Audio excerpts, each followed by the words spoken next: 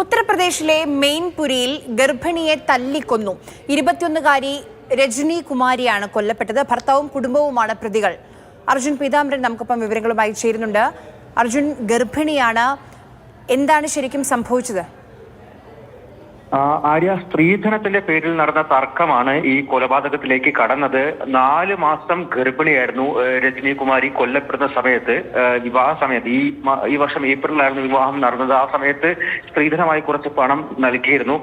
എന്നാൽ അത് പോരാ, 5 ലക്ഷം രൂപയും കൂടെ വേണമെന്ന് ആവശ്യപ്പെട്ട് നിരന്തരം ഈ രജനി കുമാരിയെ ഭർത്താവിന്റെ വീട്ടുകാർ ഉപദ്രവിക്കുമായിരുന്നു.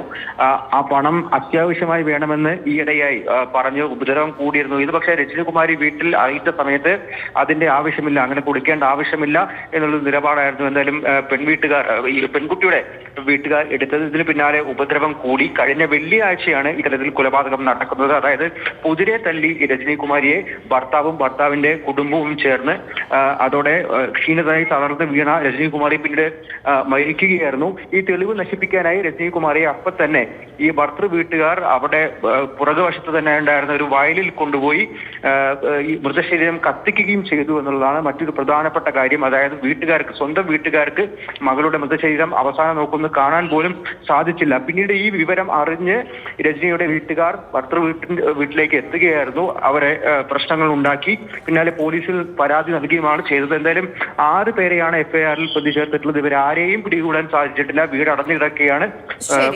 അർജുനാണ് വിവരങ്ങൾ നൽകിയത്.